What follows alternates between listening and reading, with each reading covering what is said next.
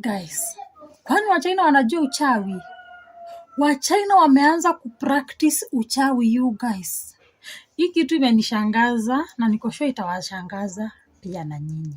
So it's been few days tangu Mchina haweze kuuliwa pale Mabibo. He was a businessman mwenye alikuwa na kampani yake na amebloy wa Tanzania. Sawa, kuna Masai wa Tanzania waliweza kumuua guys, na wakamuibia 10 million Tanzanian shillings. Pesa kidogo sana. Sawa, na jana ndo huyu Masai alikuwa anachomwa, ndo jivu ipelekwe China since ilikuwa hard kusafirisha mwili juu ile condition alikuwa ameuliwa nayo. And guys, leo one day after amechoma, one day after amezikwa, acha niseme hivyo, kuna hii jambo limetokea ambalo limeshangaza wengi sana guys. Tell me, kwa nini mtu ageuke aanze kulia kama mbuzi guys? It's being suspected that wenye waliweza kumumaliza watashikwa hata before hata serikali wafuate, like watashikwa juu ya reactions zao. Kuna hao Masai wamejitokeza from Tanzania also. Masai analia kama mbuzi guys. Yaani Masai amegeuza kuongea kwake imekuwa kama mbuzi, anaongea akitoa pofu, asi mgonjwa, hajulikani shida ni nini, na wakiongeleshwa hata wasemi lolote. Na hawa Masai ni wawili, na pia wenye waliua wale walinzi wa Masai waliua huyu Mchina, they were 2. So guys, could it be Wachina wameanza kujifanyia justice? Juu jana after huyu Mchina kuchomwa, bibi yake aliweza kuita meeting pale kwa kampuni. After kuita meeting, akaongea na hao watu, and she also begged the government to do proper investigation, hao Masai wakamatwe ndo mpendwa wao aweze kupata justice. Unaona? Sijui alikuwa anaitwa Baozang ama apate justice. And guys, ni kama hao Wachina wamefanya kitu. Na kama si Wachina, ni kilio cha watu kimesababisha hawa Masai waingia kwa hii condition yenye wako. Mtu normal utageuka aje unalia, unaongea kama mbuzi. Like sauti ya kuongea inapotea, unakuwa ni kama mtu ambaye yani unakuwa ni kama mbuzi, kilio cha mbuzi direct. Na hawa Masai wanaongea hiyo kitu, mate ikiwatoka, pofu ikiwatoka, yani wanashikiliwa hadi wasianguke in bad condition. Unaona mtu anatetemeka hivi, yani wanazuiliwa wasianguke. Niliwaambia siku hizi ukingoja ati serikali ikutetee utangoja sana. Sometimes kama uko na any other way ya kupata justice, you just have to do it. Unakumbuka pia yule mama msichana wa pale South Africa mwenye amelala na bwana ya mtu? Alifanywa nini? Aligeuzwa kukua mama mzee. Msichana mdogo sana wa miaka 31 aligeuzwa akazeeka akafanana ni kama ako na miaka 80. Kisa na maana kulala na bwana ya mtu, kwenda kudestroy someone's home. Msichana akapewa, yani mwanamke akamuendea in a way that alimuzeesha. Hiyo beauty yenye ina attract other people's husband ikadisappear, ikafade away. Wachina, tuambieni dawa mmetumia. Manake hata waganga wetu Afrika wafanyi kazi haraka hivi. Na imagine hawa Masai hawajashikwa, wanagojewa wao wenyewe waweze kuconfess. Yes, we did it. Like wananchi wanaongoja tu waweze kuconfess. Na inasemekana watakaa hivyo hadi siku watapanua midomo zao kuconfess. Watakaa hivyo kuongea kama mbuzi, kumwanga mate, kutoa pofu. Karibu hizo kitu imebaki ni wakule nyasi.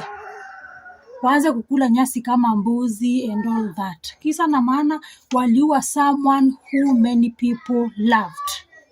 Waliua someone who trusted them to protect her, to protect him walimuua, mtu na ambaye watu wengi walimtegemea sana pale Mabimbo juu alikuwa ameemploy a lot of Tanzanians.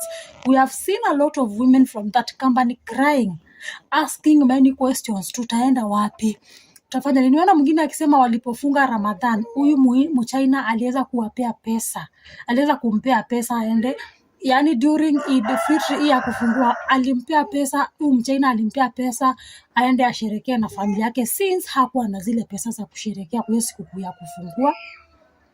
Na mind you, huyu Mchina hakuwa Muislamu, but he valued everybody. Itakuwaje unataka amani na unamaliza mtu na ambaye anapendwa na watu wengi? Itakuwaje upate amani? So guys, justice imeanza kuonekana, and I'm telling you very soon, siku chache tu kama dakika kidogo zimebaki, au Masai wataconfess. Niliwaambia Umasaini hakunanga damu ya kuua, na ikiwepo Masai mmoja atajitokeza auwe, hata wenzake wanaweza mfanyia a ritual yenye inaweza muexpose. Chunguza usikie. Iwapo Masai mmoja atajitokeza haanze kutenda mambaya ambayo hayayuko supported na culture yao, wale wazee wanaweza jitokeza waeze hata kumfanyia ritual, sawa, yenye itamuexpose na itamuanika na itamake sure ameshikwa bila hata polisi kumake any further efforts. That is what happening kwa hawa Masai. Bado hakuna mtu amethibitisha ni wao, lakini from the look of things, hata ukienda venye watu wanawakomendia, ni wale waliweza kumaliza yule Mchina.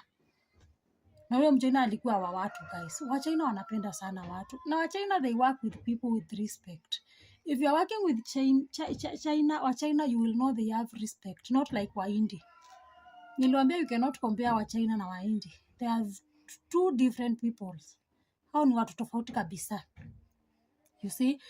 So that's why Mungu ameamua kupingania huyu Mchina very quick, hata before jivu lake lipelekwe China, hata before familia yake, bibi na kijana wake waweze kurudi China.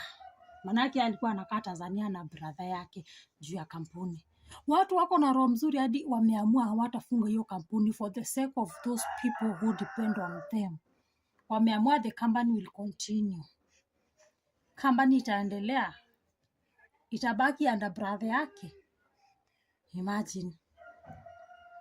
Huyo brother yake hata atakuwa na amani atakuwa na imani na Wamasai kweli.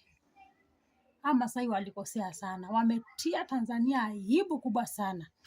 Na Watanzania wenyewe wakaamka tena wakaamua kujaibisha zaidi venye muliamua kufanya challenge ya hawa Wachina wakilia kwa TikTok. Nimekwambia TikTok sahi kumejaa challenge ya watu wakimock au huyo brother yake hakilia sijui jeli ama whatever.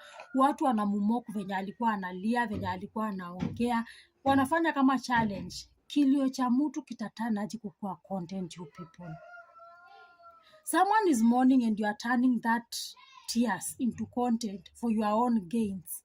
Selfish gains. Likes, comments, views. For what? For what? Niwaambia kalma inaweza take long, but kalma itakupata. Na siku 1000 ni zinaweza kuwa kama siku moja kwa macho ya Mungu, na siku moja inaweza kuwa kama siku 1,100. So unaweza fanya kitu, the karma will catch up with you today, all tomorrow, all the other day. Hata ikidelay, just know the karma of God, it's coming for you. When wameweza kuua huyu Mchina, the innocent man who was after helping people, who was after making life ya masikini iwe mzuri, wameanza kujitokeza. Masai analia kama mbuzi akimwaganga mate. Hiyo ilionekana wapi guys? Ilionekana wapi? Kimeanza kuaramba. Kimeanza kuaramba, siwafichi. Watati wenye walimuua watati. Na wanaweza teseka hata waage dunia, wafuate mwenye waliua bila hata polisi kuwashika hivi guys, I'm telling you. Wakonfess tu hivi, tulimfanyia hivi na hivi na hivi, Baozang Mchina tukachukua pesa tukapeleka mali, warudishe pesa na uone wataaga dunia.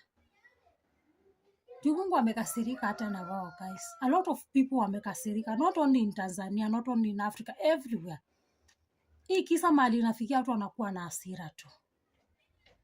Sasa acheni muone venye Mungu hufanya kazi.